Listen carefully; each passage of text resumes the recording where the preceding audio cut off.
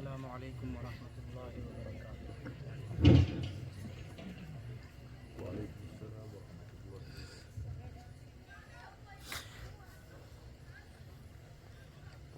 إن الحمد لله نحمده ونستعينه ونستغفره ونؤمن به ونتوكل عليه ونعوذ بالله من شرور أنفسنا ومن سيئات أعمالنا من يهده الله فلا مضل له ومن يضلل فلا هادي له ونشهد أن لا إله إلا الله وحده لا شريك له ونشهد أن سيدنا ومولانا محمدا عبده ورسوله صلى الله عليه وعلى آله وصحبه وبارك وسلم تسليما كثيرا. أما بعد فأعوذ بالله من الشيطان الرجيم. بسم الله الرحمن الرحيم.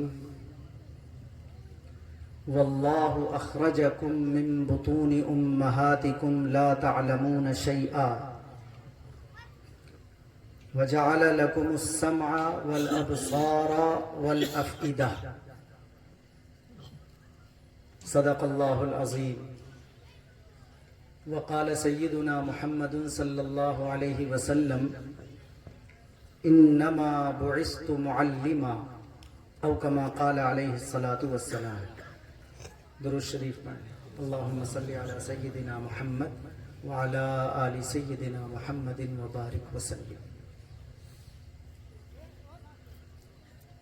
اسٹیج پر تشریف فرما موقر حضرات علماء کرام اور صدر نشین مجلس دامت برکاتہم اور نہایت محبتوں کے قابل بزرگوں اور بھائی، جیسا کہ آپ کے علم میں ہے کہ آج کا یہ بابرکت اور عظیم الشان پروگرام تعلیمی بیداری اور سیرت النبی صلی اللہ علیہ وسلم کے مشترک عنوان سے منعقد ہو رہا ہے. میرا ارادہ جو آپ سے بات کرنے کا ہے تقریباً 50 منٹ، اس میں اصلاً میں تعلیم کے بارے میں بات کروں گا، لیکن ابتدائی طور پر تھوڑا سا ذکر سیرت النبی صلی اللہ علیہ وسلم کا کر کے اسی سے متعلق پھر تعلیم کی بات مکمل کروں گا. دعا کیجئے کہ اللہ پاک مجھے صحیح کہنے کی توفیق دے اور ہم سب کو سمجھ کر عمل کی توفیق مرحمت فرمائے. بزرگوں، اللہ نے آخری نبی جناب رسول اللہ صلی اللہ علیہ وسلم کو قیامت تک کی ساری انسانیت کے لیے اسوہ، آئیڈیل اور رہنما بنایا.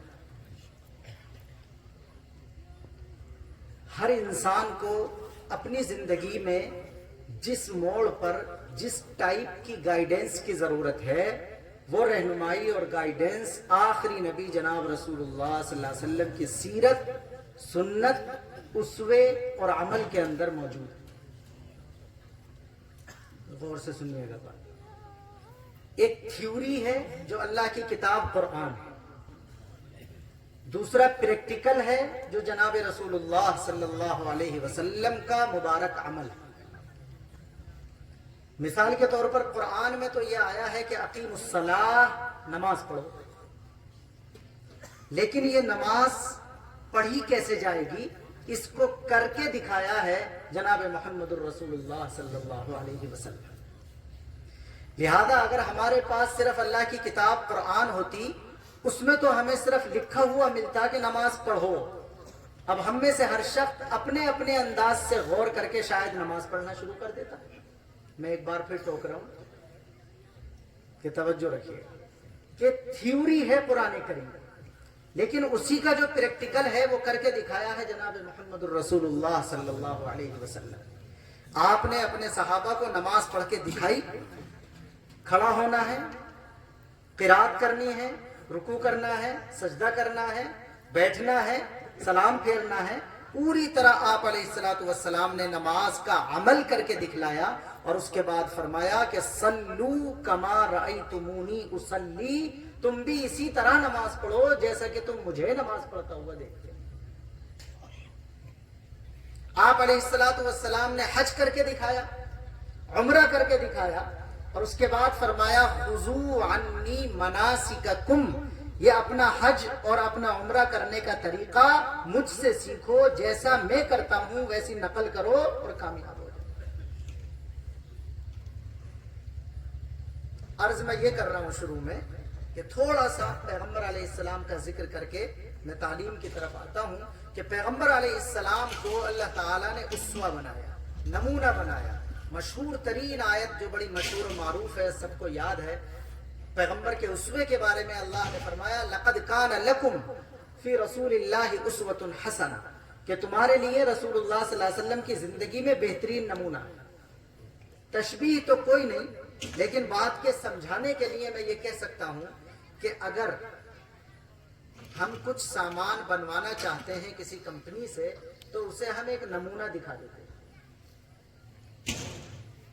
کہ بھئی ہمیں 500 پیس چاہیے اور اس ٹائپ کے بنانے ہیں، آپ کو یہ ایک سیمپل دکھا دیتے ہیں۔ آپ وہ بندہ کہہ دیتا ہے ٹھیک ہے آپ 15 دن کے بعد آ جائیے گا، اپنا تیار مال اٹھا لیجیے گا۔ آپ 15 دن کے بعد جب جاتے ہیں تو جو آپ نے 500 پیس بنوانے کا آرڈر دیا ہے، آپ آنکھ بند کر کے انہیں لے کر نہیں آ جاتے، بلکہ آپ ان پیس کو اپنے سیمپل سے میچ کر کے دیکھتے۔ میں سمجھا پا رہا ہوں اپنی بات؟ یعنی آپ سارا اس نمونے سے ملا کر دیکھتے ہیں کہ جو سیمپل میں نے دکھایا تھا، انہوں نے جو پیس بنائے ہیں، جو سامان ہمارا بنایا ہے، وہ اس سے میچ کر رہا ہے کہ نہیں کر رہا۔ اگر وہ میچ کر رہا ہوتا ہے تو آپ اسے قبول کر لیتے ہیں، اور اگر وہ میچ نہیں کر رہا تو آپ اسے ریجیکٹ میں ڈال دیتے ہیں، جبکہ آپ کو پتا ہے کہ اس پر بھی کاریگر کا ٹائم لگا ہے، جبکہ آپ کو پتا ہے کہ اس پر مٹیریل بھی لگا ہے، جبکہ آپ کو پتا ہے کہ کمپنی والے کا پیسہ بھی لگا ہے، اس پر کاریگر کا اس نے تنخواہ کا بھی انتظام کیا ہے، لیکن آپ یہ نہیں دیکھتے کہ کس کا ٹائم لگا، کتنا مٹیریل لگا، کتنا پیسہ خرچ ہوا۔ آپ صرف یہ دیکھتے ہیں کہ جو سیمپل ہم نے دکھایا تھا، یہ والا پیس اس سیمپل سے میچ نہیں کر رہا، اس وجہ سے ہم اسے قبول نہیں کریں گے، ہم تو ریجیکٹ میں ڈالیں۔ اگر یہ میری مثال سمجھ میں آئی ہے تو اندازہ کریں کہ اللہ نے اپنے قرآن میں ہمارے آخری نبی جناب رسول اللہ صلی اللہ علیہ وسلم کو ہمارے لیے ایک نمونہ بنا کر کے دکھایا، ایک رہنمائی کا ذریعہ بنا کر کے دکھایا۔ پھر بریکٹ لگائیے ذرا میری بات میں، نبی نبی ہے، امتی امتی۔ امتی کبھی نبی کے جیسا نہیں ہو سکتا اپنی کوالٹی کے اعتبار سے۔ امتی ساری زندگی کی محنتیں کرنے کے بعد نبی کے مقام و مرتبے کو دیکھنا چاہے گا تو اسے نبی کا مقام و مرتبہ اتنا بلند ملے گا کہ وہ اس کی بلندی کا تصور بھی نہیں کر سکتا۔ تو کیفیت کے اعتبار سے تو امتی نبی کے برابر یقیناً نہیں ہو سکتا، لیکن شکل تو پھر بھی نبی سے میچ کر کے دکھانی ہی پڑے گی۔ کوالٹی کا تو فرق ہوگا، کوئی چیز سونے کی ہے، کوئی کاغذ کی ہے۔ کشتی دیکھیے نا، کشتی ہوتی ہے، نہر میں چل رہی ہے، لیکن بچے بھی کاغذ کی کشتی بناتے ہیں، تو کہاں کاغذ کی کشتی اور کہاں سچی والی کشتی، لیکن کاغذ کی کشتی کو بھی بنایا تو اسی ڈھنگ کا جائے گا جیسے کہ اصل کشتی ہوتی ہے۔ شاید میں سمجھا پایا اپنی بات کہ اگرچہ کوالٹی کا بڑا فرق ہوگا نبی کے اندر اور امتی کے اندر، لیکن جب نبی کو ہمارے لیے باقاعدہ نمونہ بنا دیا گیا تو یقیناً ہمیں اپنے آپ کو اس نمونے سے میچ کرنا ہے۔ اور یہ اللہ تعالیٰ کا صرف مشورہ نہیں ہے، جب ہم سب پہنچیں گے اپنی زندگی گزار کر تو جیسے ہم اپنے سارے پیسوں کو میچ کر کے دیکھتے ہیں، ویسے ہی اللہ تعالیٰ بھی سارے امتیوں کو میچ کر کے دیکھے گا کہ میں نے جو نمونہ ان کے سامنے رکھا تھا اس نمونے سے اس کی زندگی میچ کرتی ہے کہ نہیں کرتی۔ اگر وہ میچ کرے گی تو پھر وہ قابل قبول ہوگا، ورنہ تو سزاؤں کی طرف دھکیل دیا جائے گا۔ اللہ تعالیٰ ہم سب کی حفاظت۔ میں تقریباً اپنی سیرت والی بات مکمل کر چکا ہوں۔ میں یہ عرض کر رہا ہوں کہ اللہ نے آخری نبی جناب رسول اللہ صلی اللہ علیہ وسلم کو جب ہمارے لیے نمونہ بنا کر بھیجا، رہنما بنا کر کے بھیجا، گائیڈ بنا کر کے بھیجا، ہمیں اپنی ساری زندگی کی چیزیں اسی نمونے سے حاصل کرنی ہے۔ اور وہ نمونہ کتنے اعلیٰ درجے کا بنایا گیا کہ پیغمبر بولے تو قانون، پیغمبر کچھ کر کے دکھا دے تب قانون، پیغمبر کے سامنے کوئی دوسرا کچھ کرے اور پیغمبر اسے دیکھ کر نہ ٹوکے تب بھی قانون. دوبارہ سے سنیے یہ والی بات. پیغمبر کی جو حیثیت ہے اللہ کے نبی صلی اللہ علیہ وسلم کی، وہ کیا ہے کہ آپ اپنی زبان مبارک سے جو فرما دیں وہ بھی قانون ہے، آپ جو کر کے دکھا دیں وہ بھی قانون ہے. اور آپ کسی جگہ بیٹھے ہو، تشریف فرما ہو، اور آپ کے سامنے کوئی دوسرا کوئی کام کرے اور آپ علیہ السلام اس کو نہ ٹوکیں تو اس کا مطلب وہ کام بھی جائز ہے اپنی جگہ، وہ بھی قانون. کسی مولانا کے سامنے کوئی کام کیا اور مولانا نے نہیں ٹوکا تو قانون نہیں بنے گا. بیچارہ ہو سکتا مولانا ڈر کے مارے نے ٹوک رہا ہو، لیکن نبی چونکہ غلط بات دیکھ کر برداشت نہیں کر سکتے، اس وجہ سے نبی کی کوالٹی یہ رکھی گئی کہ وہ زبان سے بولیں گے تب بھی چیز جائز ہو کر قانون بن جائے گی. آپ کچھ عمل کریں گے وہ بھی جائز ہو کر قانون بن جائے گا. آپ کے سامنے کوئی دوسرا کچھ کرے گا اور آپ اس کو بحث دیکھ لیں، اس پر نہ ٹوکیں تو وہ بھی جائز ہو کر کیا بن جائے گا؟ قانون بن جائے گا. اب آپ اندازہ کیجئے اگر ہم پیغمبر علیہ السلام کی پوری زندگی کا جائزہ لیں تو ہمیں ہزاروں، سینکڑوں، لاکھوں، کروڑوں چیزیں آپ علیہ السلام کی زندگی سے ملتی ہیں جو ہمارے سیکھنے کی ہیں، ہمارے سمجھنے کی ہیں، ہمارے عمل کرنے کی. لیکن ان میں سے صرف میں ایک چیز کو ذکر کر رہا ہوں جس سے میں آگے چلوں گا کہ اللہ کے نبی صلی اللہ علیہ وسلم نے خود اپنی زبان مبارک سے فرمایا کہ انما بعثت معلما، کہ مجھے اللہ تعالیٰ نے ساری دنیا کا استاد بنا کر کے بھیجا. یہیں سے میں تعلیم کی طرف آ رہا ہوں، لگے رہیے گا مجھ سے. کہ پیغمبر علیہ السلام نے خود فرمایا کہ مجھے اللہ نے بھیجا ہی ہے ساری دنیا کا معلم بنا کر. ساری دنیا سارے سب لوگ پڑھے لکھے ہوں گے، میں سب کو یقیناً نہیں جانتا، سب جانتے ہیں کہ ہمارے نبی کسی کے چیلے اور شاگرد نہیں بنے، وہ کسی کے شاگرد بننے کے لیے آئے ہی نہیں تھے. ہمارے نبی تو استاد ہی بن کر آئے تھے اور آپ نے استادی ہی کا کام شروع کیا. 40 سال میں آپ علیہ السلام نبی بنائے گئے اور 40 سال سے پہلے آپ نے کسی اسکول، کسی مدرسے، کسی کالج، کسی ٹیچر، کسی استاد سے کچھ لکھنا پڑھنا نہیں سیکھا. ذرا تصور تو کرو، میں رک رہا ہوں، تھوڑا سا خود غور کیجئے.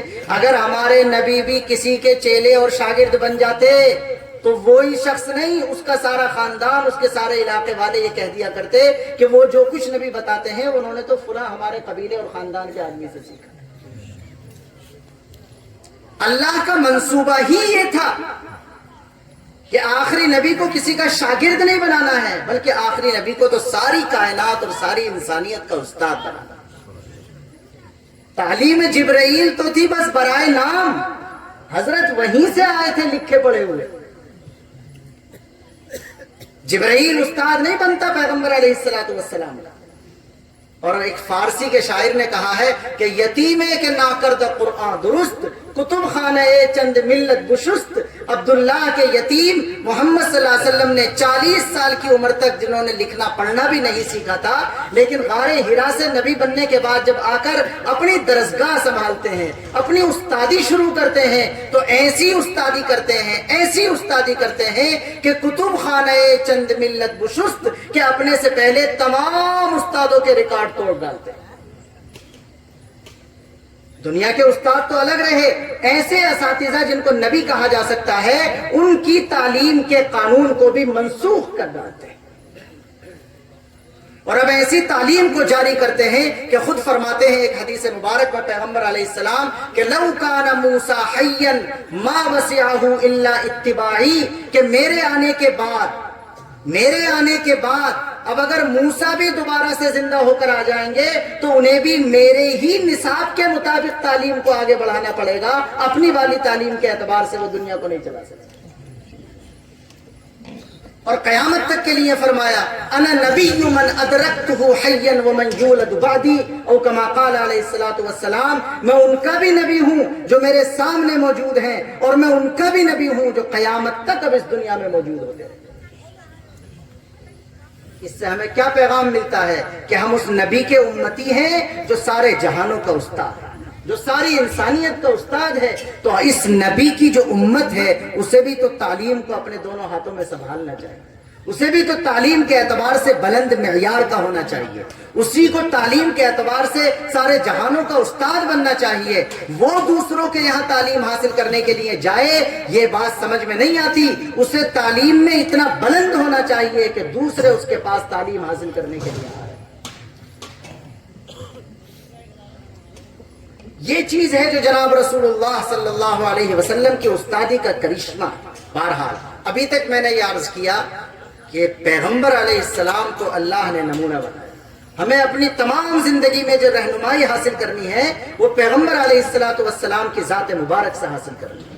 آپ نے جو فرمایا اس سے بھی سبق سیکھنا ہے، آپ نے جو کیا اس سے بھی سبق سیکھنا ہے، آپ کے سامنے جو کیا گیا اس سے بھی ہمیں سبق سیکھنا ہے۔ اور تعلیم کی بات تو وہ ہے جو آپ نے خود اپنی زبان مبارک سے ارشاد فرمائی اور فرمایا انما بعثت معلما، کہ لوگوں یاد رکھو میں کسی کا شاگرد بننے کے لیے نہیں آیا، بلکہ تو میں تو سارے زمانوں کو پڑھانے کے لیے اور ان کا استاد بننے کے لیے آیا۔ یہ ہے علم، یہ ہے تعلیم جو انسان کی بنیادی ضرورت ہے، انسان کی لائف ٹائم بنیادی ضرورت۔ اللہ تبارک و تعالیٰ نے جس چیز کو بنایا ہے وہ علم ہے۔ علم کیا چیز ہے؟ علم کے بارے میں اللہ تبارک و تعالیٰ نے نیچر کو کس طرح بنایا ہے، اب ذرا غور کیجئے۔ آیت جو میں نے پڑھی تھی اس میں عجیب و غریب حقیقت ہے جو اللہ پاک نے بیان فرمائی۔ ساری مخلوقات میں سب سے زیادہ علم کی ضرورت انسان کو، لیکن عجیب بات ہے کہ جس مخلوق کو سب سے زیادہ علم کی ضرورت ہے اسے جب اللہ پیدا کرتا ہے تو نرا جاہل پیدا کرتا ہے۔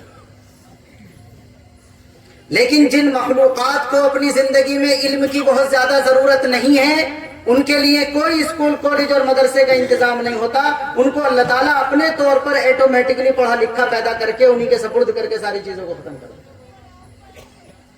موسیٰ علیہ السلام کی بات چیت چل رہی فرعون سے، فرعون نے کہا مجھے خدا مانو، موسیٰ اور ہارون علیہ السلام نے کہا ہم تو تجھے رب اور خدا نہیں مانتے۔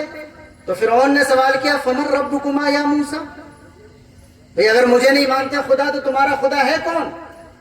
تو موسیٰ علیہ السلام نے فرمایا ربنا الذی اعطا کل شیء خلقہ ثم ہدی، ہمارا پروردگار وہ ہے جس نے ہر مخلوق کو پیدا کیا اور اس کے بعد اسے زندگی جینے کا طریقہ اپنے آپ خود سکھایا۔ پرندے کو اڑنا سیکھنے کے لیے کسی اسکول میں جانے کی ضرورت نہیں، مچھلی کو تیرنا سیکھنے کے لیے کسی مدرسے میں داخلہ لینے کی ضرورت نہیں ہے۔ مچھلی کو پکڑ کر آپ پوچھیں کہ سرٹیفکیٹ دکھاؤ تم کیسے تیر سکتے ہو، اسے کوئی سرٹیفکیٹ دکھانے کی ضرورت نہیں۔ لیکن آپ اگر ڈرائیونگ کریں گے تو آپ کو روک کر پوچھا جا سکتا ہے کہ لائسنس دکھاؤ کیسے چلا رہے ہو۔ یہ عجیب و غریب حقیقت ہے اس کائنات کی کہ جن مخلوقات کو اپنی زندگی میں علم کی اتنی زیادہ ضرورت نہیں تھی، جس درجے میں انہیں اپنی زندگی جینے کے لیے چیزیں چاہیے تھیں اس درجے میں ان کے لیے چیزوں کو آلریڈی اللہ تعالیٰ نے مہیا کیا۔ مجھے بڑا اچھا بھی لگ رہا، بڑا پرسکون ماحول میں آپ سن رہے ہیں، میرے بھی جی چاہ رہا ہے۔ شہد کی مکھی ہے نا، شہد کی مکھی کا پورا چیپٹر بنا دیا اللہ تعالیٰ نے قرآن میں۔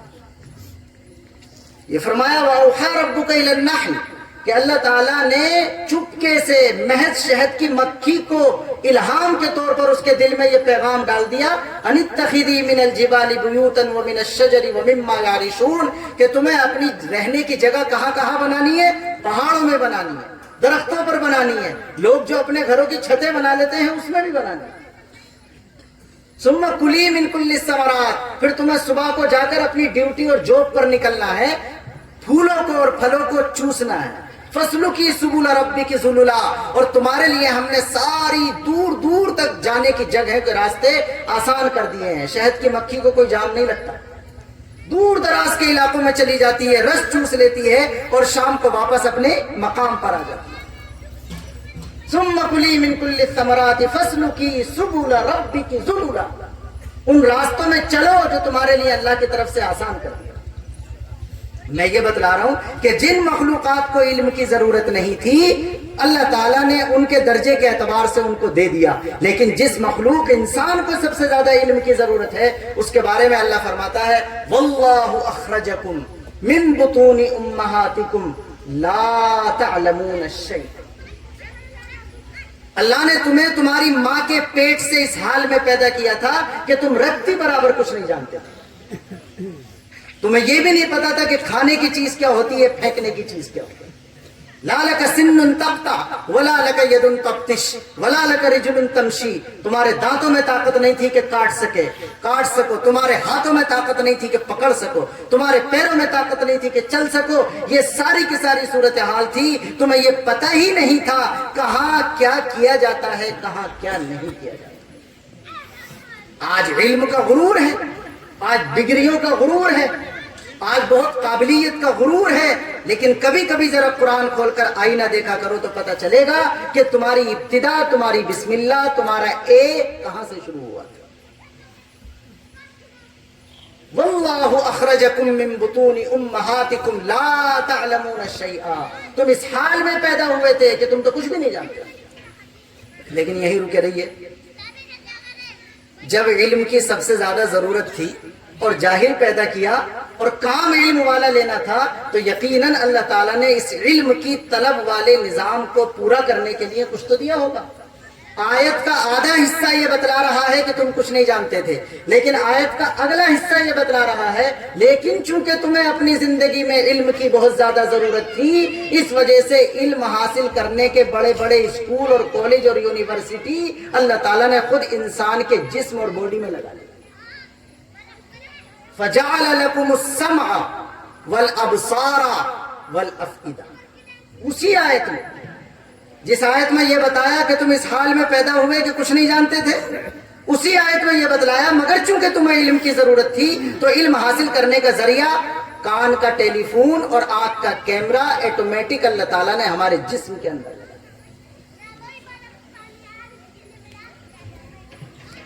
دنیا کا کتنا علم ہے جو آنکھ کے ٹیلی فون سے سن کے حاصل کیا جاتا ہے، دنیا کا کتنا علم ہے جو آنکھ کے کیمرے سے حاصل کیا جاتا ہے۔ آج آپ مجھے دیکھ رہے ہیں، میں آپ کو دیکھ رہا ہوں، تو نیا علم حاصل ہو رہا ہے کہ نہیں ہو رہا؟ اب اگر بہت دن کے بعد ہم ملیں گے تو آپ یوں کر کے سر کھجائیں گے اور کہیں گے ارے آپ کو کہیں دیکھا ہے، تھوڑا سا مسکراؤ، ایسا نہ لگے کہ جیسے وہ ہو رہا ہے۔ جب آپ بعد میں ملاقات کریں گے تو آنکھ نہیں کھجائیں گے، یعنی آنکھ کھجا کر نہیں پتہ چلے گا کہ آپ کو کہیں دیکھا، یہ دماغ کھجانا پڑے گا۔ کیا مطلب؟ آنکھ کے کیمرے نے فوٹو لیا اور دماغ کی میموری میں اسے سیو کر دیا، کان کے ٹیلی فون نے کچھ لیا اور اسے دماغ کی میموری میں، لوگوں نے کہا کہ ہمارا جو موبائل آیا ہے اس کا جو کیمرہ ہے یہ تو ایٹومیٹک ہے کہ الگ سے کوئی بٹن دبانا نہیں پڑتا، جیسے ہی فوٹو کھینچتا ہے ویسی میموری میں سیٹ ہو جاتا ہے۔ تو ان لوگوں سے کیوں تعجب کر رہے ہو؟ اللہ تعالیٰ نے تو آدم علیہ السلام کو جب پیدا کیا تھا تو ان کی آنکھ کا کیمرہ ایٹومیٹک پہلے دن سے بنا، آنکھ کا کیمرہ تصویر لے رہا، ایٹومیٹک دماغ میں جا کر کے محفوظ ہو۔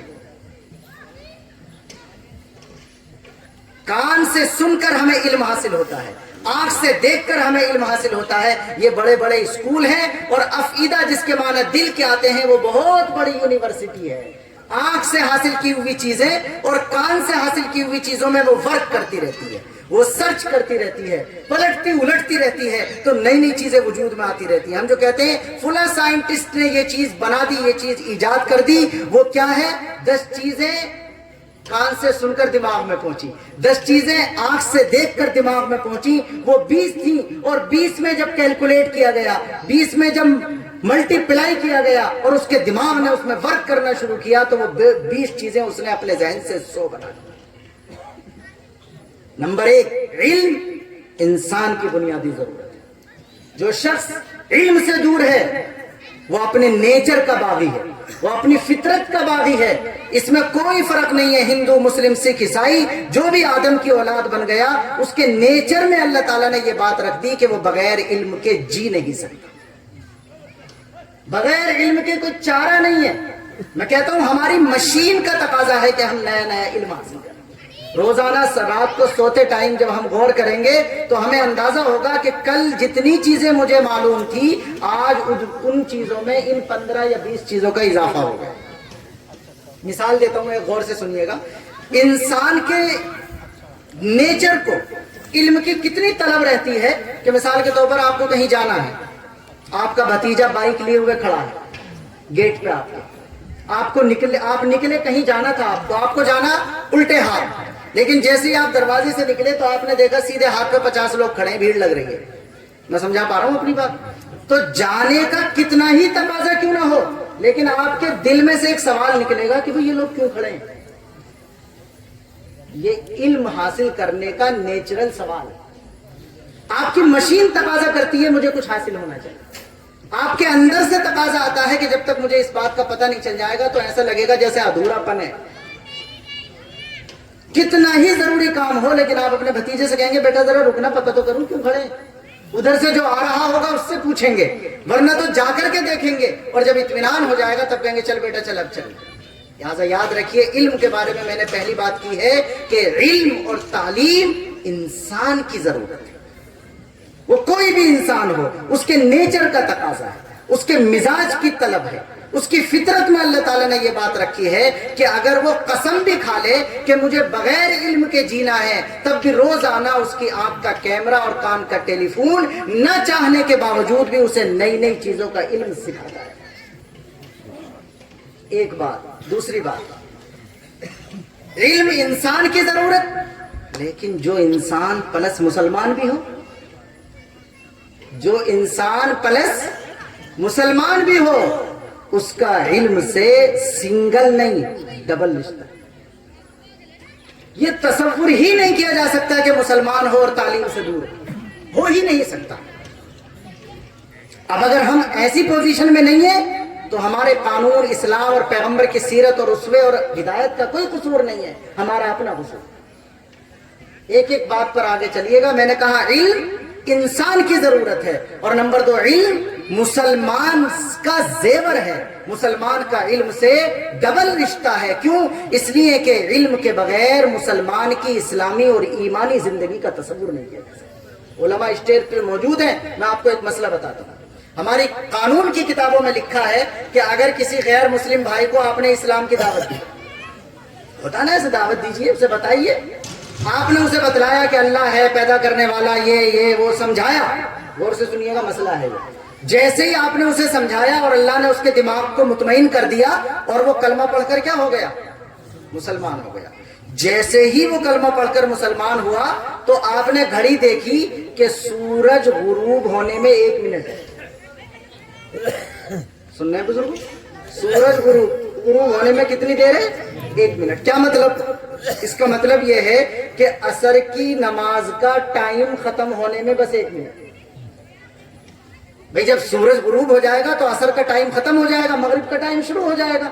ایک نیا مسلمان ہوا ہے ابھی، جس نے ابھی کلمہ پڑھا ہے، اور ایسے وقت میں مسلمان ہوا کہ سورج غروب ہونے میں صرف 1 منٹ ہے. 1 منٹ میں وہ 4 رکعت نماز کیسے پڑھے؟ 1 منٹ میں وہ وضو بھی کیسے کرے؟ 1 منٹ میں وہ نماز بھی کیسے سیکھے؟ لیکن اس کے باوجود ہمارے قانون کی کتابوں میں حدیث کی بنیاد پر لکھا ہے کہ اگر اسلام کی حالت میں اس کو عصر کی نماز کے ٹائم کا 1 منٹ بھی مل گیا تو عصر کی نماز بھی اس پر فرض ہے. اب بتاؤ بغیر علم کے کیسے جیا جائے گا؟ تو ویسے تو علم انسان کی ضرورت ہے، لیکن مسلمان کے لیے تو اور زیادہ بڑی ضرورت ہے. دنیا کے وہ لوگ جن کا تعلق اسلام سے نہیں، وہ بغیر علم کے جیے تو جیے، یہ سوچا جا سکتا ہے، لیکن مسلمان ہو کر بغیر علم کے جیے گا آدمی، اس کا تصور نہیں کیا جا سکتا. آپ کہیں گے مفتی صاحب، مولانا صاحب 1 منٹ میں کیسے پڑھے گا نماز؟ تو بھائی وہ پڑھ نہیں سکتا، ادا نہیں پڑھ سکتا تو قضا کرے. لیکن 1 منٹ بھی اگر مسلمان ہونے کی حالت میں اس کو کسی نماز کا مل گیا تو وہ نماز پڑھنا کیا ہو گیا؟ اس پر فرض ہو گیا. اگلے دن کو پتا چلا کہ چاند ہو گیا رمضان کا، تو پھر روزے کا پتہ کرنا پڑے گا کیسے رکھا جاتا. کچھ دن کے بعد قربانی آ گئی تو قربانی کا پتہ کرنا پڑے گا کہ کیسے جانور کو قربان کیا جاتا ہے. مالدار بھی تھا، حج فرض ہو گیا تو فوراً پتہ کرنا پڑے گا کہ حج میں کیسے عمل کیا جاتا ہے، کیسے نہیں کیا جاتا، طواف کیسے کیا جاتا ہے، مزدلفہ میں، منی میں، عرفات میں کیا کیا جاتا ہے، کیا نہیں کیا جاتا۔ تو آپ تصور کیجئے کہ ایک مسلمان کی زندگی کا تو تصور علم کے بغیر کیا نہیں جا سکتا۔ تو نمبر 1 علم انسان کی ضرورت، اور نمبر 2 علم مسلمان کا زیور۔ مسلمان ہو اور علم نہ ہو تو خوبصورت اسلام نہیں ہو سکتا۔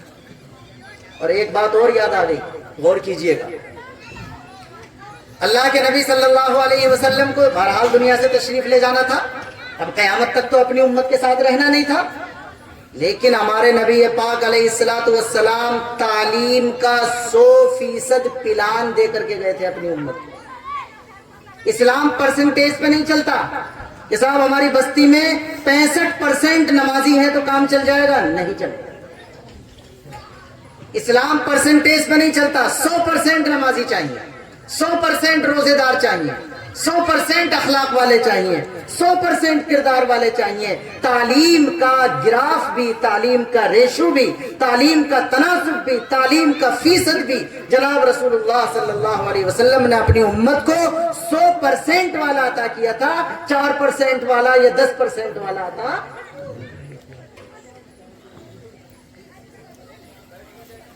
اللہ کے نبی نے فرمایا کہ دیکھو تم میں سے ہر شخص اپنی قربانی کا جانور خود ذبح کرے۔ اور ابھی سنی ہوگی نا، یہ حدیث پڑھی ہوگی، جب قربانی کرتے ہیں تو زیادہ افضل کیا ہے کہ اپنی قربانی کا جانور اپنے آپ ذبح کرے۔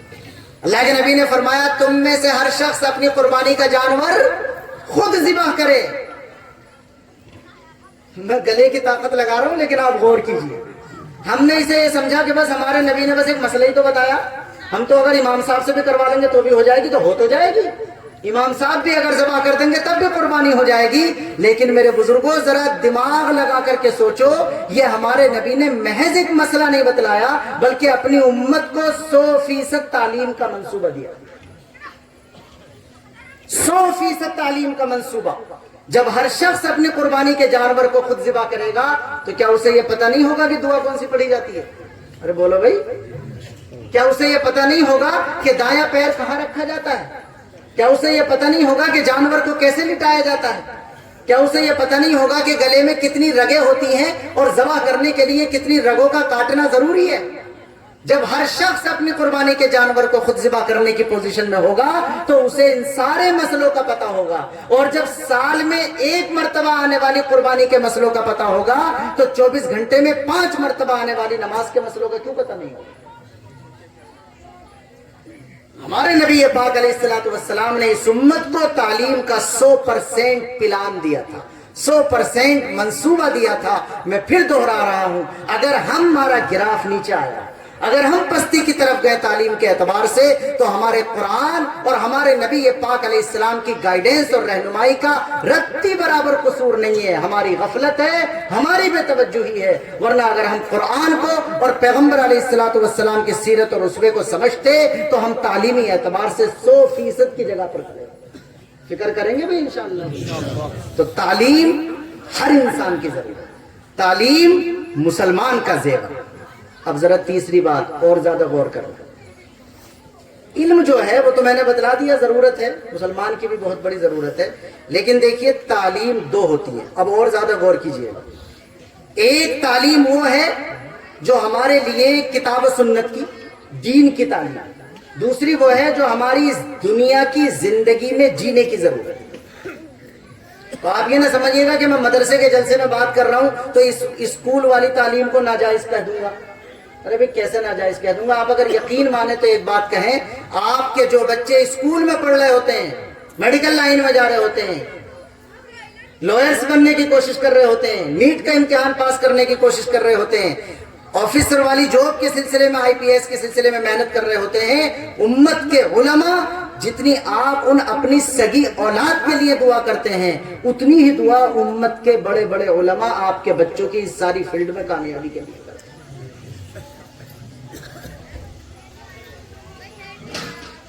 یقین کیجیے، لیکن جہاں تک اصول ہے، جہاں تک قانون ہے، وہ بتلانا بھی ہماری ذمہ داری۔ دیکھیے آخرت کے علم میں اور دنیا کے علم میں، دنیا کے سارے علم کا مزاج اللہ تعالیٰ نے یہ بنایا ہے کہ ایک آدمی سیکھ لیتا ہے تو سینکڑوں کا کام چل جاتا ہے۔ یہ تیسری بات ہے اور زیادہ اہم بات ہے، دنیا کے سارے علم کو اللہ تعالیٰ نے ایسا بنایا ہے کہ ایک آدمی سیکھ لیتا ہے تو بولو بھائی سینکڑوں کا کام چل جاتا ہے۔ ایک آدمی نے مکان بنانا سیکھ لیا تو سینکڑوں کے مکان بن جائے گے کہ نہیں بن جائے گے؟ ایک آدمی ڈاکٹر بن گیا، کلینک اس نے کھول لی تو سارے محلے کی نبض چیک ہو جائے گی۔ ایک آدمی میڈیکل پہ آ گیا تو سب کو دوا مل جائے گی۔ ایک آدمی موبائل ٹھیک کرنے والا بن گیا تو سارے محلے کے موبائل کیا ہو جائیں گے؟ ٹھیک ہو جائیں گے۔ میں اب سمجھا چکا میرا خیال، اس لیے کہ اس کائنات کا دستور ہی اللہ نے ایسا بنایا، میری روزی کو آپ سے جوڑ دیا، آپ کی روزی کو مجھ سے جوڑ دیا۔ ایک دکاندار ہے پرچون فروش، جس نے 2 لاکھ روپے لگائے اپنی دکان کو سجانے کے لیے، لیکن 2 لاکھ روپے لگا کر وہ 2 روپے والے گراہک سے بے نیاز نہیں ہو سکتا۔ میں سمجھا پا رہا ہوں بزرگوں، میری عادت ہے کلاس کی طرح بات کرنے کی۔ 2 روپے کا سامان لینے کے لیے کوئی بچہ اگر چلا جائے پرچون فروش کے یہاں اور وہ یہ کہے تیرا دماغ خراب ہے، 2 لاکھ روپے لگا رکھے تو 2 روپے نہیں دے رہا، دکان نہیں چلے گی بھائی صاحب۔ آپ نے چاہے 2 لاکھ روپے لگائے ہیں، لیکن آپ کی روزی کو اللہ تعالیٰ نے ان 2 روپے والے گراہکوں سے جوڑا۔ آپ کے لیے گراہک ضروری ہے اور گراہک کے لیے دکان ضروری ہے۔ اللہ کا نظام ہی اس دنیا میں ایسا چلتا ہے، کچھ نبض چیک کرنے والے ہونے چاہیے، کچھ چیک کرانے والے ہونے چاہیے، کچھ مکان بنانے والے ہونے چاہیے، کچھ مکان بنوانے والے ہونے چاہیے، کچھ موبائل ٹھیک کرنے والے ہونے چاہیے اور کچھ موبائل ٹھیک کرانے والے ہونے چاہیے۔ ذرا آنکھ بند کر کے سوچو یا رات کو آج لیٹ کر سوچ لینا کہ اگر سارے لوگ ہی موبائل ٹھیک کرنے والے بن جائیں تو پھر ٹھیک کرانے والے کہاں ہوں گے، ان کی دکان کیسے چلے گی؟ سارے اگر میڈیکل لے کر کے بیٹھ جائیں تو کیسے بنے، کیسے اس کی میڈیکل کی دکان ہے، دوا کیسے بکے گی؟ سارے اگر ڈاکٹر بن جائیں تو وہ پورے دن بیٹھا ہوا اپنی کلینک پہ کس کی نبض کو چیک کرے؟ دنیا کا نظام ہی اللہ تعالیٰ ایسا چلاتا ہے، دنیا کے علم کو ہی اللہ تعالیٰ نے ایسا بنایا ہے کہ ایک آدمی اگر سیکھ لے تو سینکڑوں اور ہزاروں کا۔ اس دنیا کے نقشے پر مسلمان کے لیے صرف ایک ہی کتاب ہے، اکلوتی کتاب ہے، قرآن قرآن قرآن۔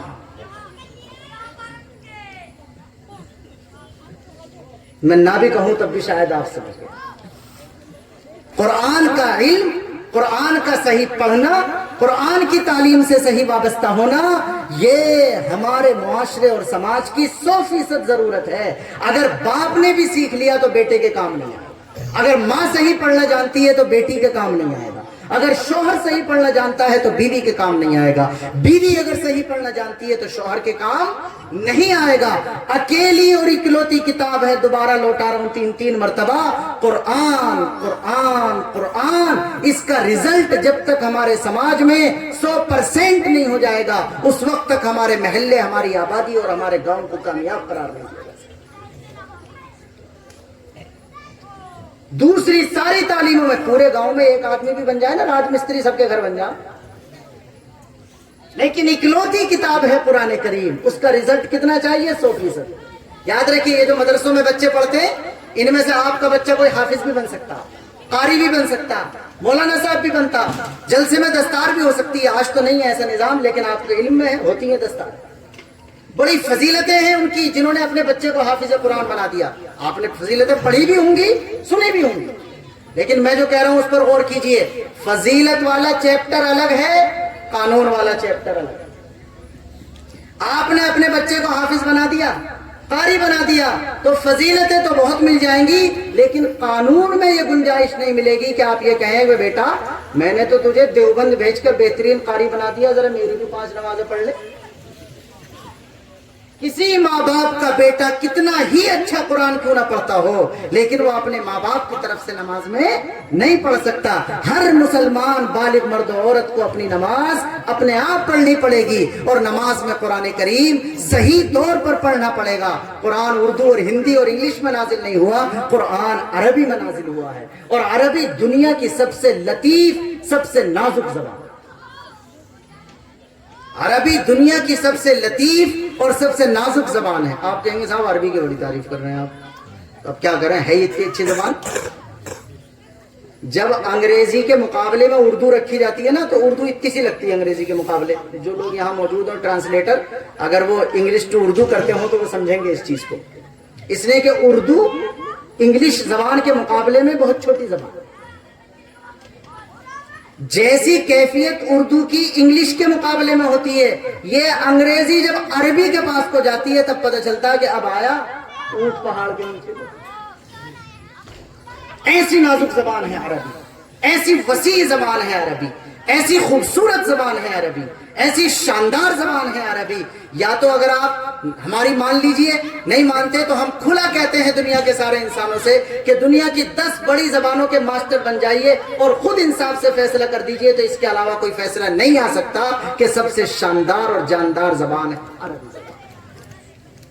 ہم تو کہتے ہیں سنسکرت, فرینچ, آپ کی انگریزی, دنیا کی چائنیز اور جو بڑی بڑی زبانیں ہیں, آپ 10 بڑی زبانیں منتخب کر کے 2-2 سال لگا کر اس میں ایم اے کریں اور اس کے بعد رزلٹ دیں, تو یہی آئے گا کہ عربی کا مقابلہ کرنے کی کوئی زبان صلاحیت. اس زبان میں اللہ تعالیٰ نے قرآن کو نازل کیا. یا تو سرچ کر کے مان لیجئے, پڑھ کر مان لیجئے, اور اگر ویسے ایگزامپل سے ماننا چاہیں تو یوں مان لیجئے جیسے ہمیں اللہ نے بنایا, ساری زبانیں بھی کس نے بنائی ہیں؟ بولو بھائی. اگر عربی کے علاوہ کوئی اور زبان زیادہ اچھی ہوتی تو اللہ تعالیٰ اپنا قرآن اسی میں نہ اتار دیتا, اور اگر اس کے علاوہ کوئی اور زبان زیادہ اچھی ہوتی تو اللہ تعالیٰ ہمیں نماز میں اسی زبان میں پڑھنے کا حکم دے دیتا. نماز میں جب ہم کہتے ہیں اللہ اکبر تو جب تک السلام علیکم ورحمۃ اللہ نہ کہہ دیں اس درمیان عربی کے علاوہ کچھ نہیں چلے گا, ورنہ تو نماز ختم ہو جائے. اس کا مطلب یہ نہیں کہ اللہ تعالیٰ اردو میں دعائیں نہیں سنتا, اللہ تعالیٰ فرینچ میں دعائیں نہیں سنتا, اللہ تعالیٰ انگلش میں دعائیں نہیں سنتا, مراٹھی ملیالم میں دعائیں نہیں سنتا. سلام پھیریے اور جس زبان میں چاہے دعا کیجئے, اللہ سنتا بھی ہے, سمجھتا بھی ہے, قبول بھی کرتا ہے. لیکن نماز والی جو آفس کی زبان اللہ تعالیٰ نے بنائی, ہماری نماز کی جو اصل زبان اللہ تعالیٰ نے بنائی, وہ کون سی بنائی؟ اور قرآن کس میں آیا ہے؟ عربی کے جو الفابیٹس ہیں وہ بڑے نازک ہوتے ہیں. آج قرآن کریم کا صحیح پڑھنا صرف مدرسے میں پڑھنے والوں کی ذمہ داری نہیں ہے, بلکہ ہر مسلمان مرد و عورت کی ذمہ داری ہے. ہمارے گھروں میں پرورش پانے والی ہماری اولاد, ہمارے چھوٹے بچے اور بچیاں, وہ بالغ ہونے کی عمر سے پہلے پہلے ایسا قرآن کریم کو پڑھنا سیکھ جانے چاہیے کہ وہ نماز میں پڑھ سکیں اور ان کی نماز میں کوئی خرابی پیدا نہ ہو. فکر کریں گے جی انشاءاللہ. تقریباً 50 منٹ ہونا چاہتے ہیں جتنا میں نے ارادہ کیا تھا. میں اپنی بات دہرا رہا ہوں اور آپ سے اجازت لے رہا ہوں. میں نے یہ عرض کیا بزرگوں کہ اللہ نے ہماری ساری زندگی کے لیے رہنمائی حاصل کرنے کی چیز اپنی کتاب قرآن کو اور اپنے نبی کی زندگی کو بنایا. کتاب تھیوری ہے اور نبی پاک علیہ السلام اس کا پریکٹیکل ہے. ہم سب کچھ اپنے نبی سے حاصل کریں گے. آپ نے جو بولا اس سے بھی حاصل کریں گے, آپ نے جو کیا اس سے بھی حاصل کریں گے, آپ کے سامنے اگر کچھ کیا گیا اور آپ نے نہیں ٹوکا اس سے بھی حاصل کریں گے. یعنی ساری زندگی ہمیں اپنے نبی پاک علیہ السلام کی چیزوں کو فالو کرنا ہے, آپ سے سیکھنا ہے اور اپنی زندگی میں آگے بڑھنا ہے. پیغمبر علیہ السلام سے بہت ساری چیزیں سیکھی جا سکتی ہیں اور سیکھی جاتی ہیں, لیکن آج میں نے جو ذکر کیا ہے وہ کیا کیا کہ اللہ کے نبی کی ایک کوالٹی یہ ہے جو آپ نے فرمایا کہ مجھے اللہ تعالیٰ نے استاد بنا کر کے بھیجا, مجھے اللہ تعالیٰ نے معلم بنا کر کے بھیجا ہے. جب نبی ہمارے سارے جہانوں کے استاد ہیں تو ہمیں بھی اپنا تعلیمی لیول اتنا بلند رکھنا چاہیے کہ ہم دوسری قوموں کے شاگرد نہ بنیں بلکہ دوسری قوموں کے استاد. یہاں سے میں نے علم کی طرف اپنی بات موڑی تھی اور پھر آپ سے یہ ذکر کیا تھا قرآن کی روشنی میں کہ علم ہر انسان کی ضرورت ہے. اور نمبر 2, جو انسان پلس مسلمان بھی ہے اس کی ایمانی اور اسلامی زندگی کے لیے تو علم کے بغیر کوئی چارہ ہی نہیں. اور نمبر 3 میں نے یہ عرض کیا تھا کہ یوں تو دنیا کی بہت ساری چیزوں کو حاصل کیا جا سکتا ہے. آپ انجینئرنگ کیجئے, وہ دنیا کی ضرورت ہے. آپ میڈیکل لائن میں جائیے, وہ دنیا کی ضرورت ہے. آپ اور جتنی چیزوں میں جائیں گے وہ دنیا کی ہماری زندگی کی ضرورت ہے. چند چیزیں ناجائز ہوتی ہیں, صرف جادو سیکھنا ناجائز ہے. کیا کرے گا بھائی سیکھ کے؟ دوسروں کے رشتے توڑوائے گا.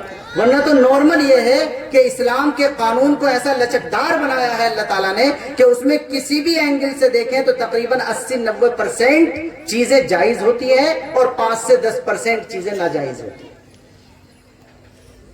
ساری چیزیں آپ سیکھ سکتے ہیں، لیکن وہ دنیا کا علم ہے، اور دنیا کے علم کو اللہ تعالیٰ نے ایسا بنایا ہے کہ ایک آدمی سیکھ لے تو سینکڑوں کا کام چل جاتا ہے، لیکن قرآن جس کی تعلیم کے لیے چپے چپے پر، گاؤں گاؤں پر اور دیہات دیہات میں یہ مدرسے قائم کر رہے ہیں، یہ اسی قرآن والے علم کو آگے بڑھاتے ہیں، یہ ہمارے بچوں کو قرآن سکھاتے ہیں، اور جن بچوں پر 10 سے 15 سال کی عمر میں قرآن سکھانے والی محنت ہو جاتی ہے تو پھر ان کو 40 اور 50 سال کی عمر میں الم ترا اور الف لام میم سکھانے کی ضرورت پیش نہیں۔ یہ ہمارے نبی کی بنائی ہوئی ترتیب ہے۔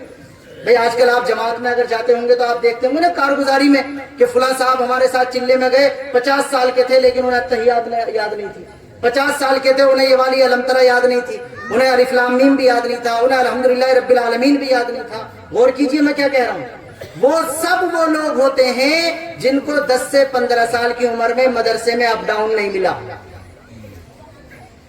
جب ہمارے بچے کو 10 سے 15 سال کی عمر میں مدرسے میں اپ ڈاؤن مل جاتا ہے تو یہ تو میں نہیں کہتا کہ وہ پکا مفتی بن جائے گا، یہ تو نہیں کہتا میں کہ وہ پکا 100% مولانا بن جائے گا، یہ بھی نہیں کہتا کہ پکا وہ حافظ قاری بن جائے گا، لیکن یہ گارنٹی ضرور دی جا سکتی ہے کہ اسے نمازیں، دعائیں اور صورتیں یاد ہو جائیں گی، اسے کبھی 50 سال کی عمر میں دعائیں اور صورتیں یاد کرانے کی ضرورت پیش نہیں آئے گی۔ لہذا اپنی اولاد کے بارے میں فکر کریں اور اپنے بارے میں بھی فکر کریں اگر نہیں آتا۔ اس مدرسے کی برکت سے تعلیم کے بارے میں چند باتیں کرنے کا مجھے موقع ملا، میں نے جلدی بہت ساری باتیں آپ سے کی ہیں۔ اللہ تعالیٰ جو کام کی باتیں آئی ہوں ان کو سمجھنے کی اور عمل کی توفیق دے، اور جلد بازی میں کوئی کمزور بات میری زبان سے نکل گئی ہو تو اللہ تعالیٰ اس کے شر سے ہم سب کی حفاظت فرمائے۔ وآخر دعوانا ان الحمد للہ رب العالمین۔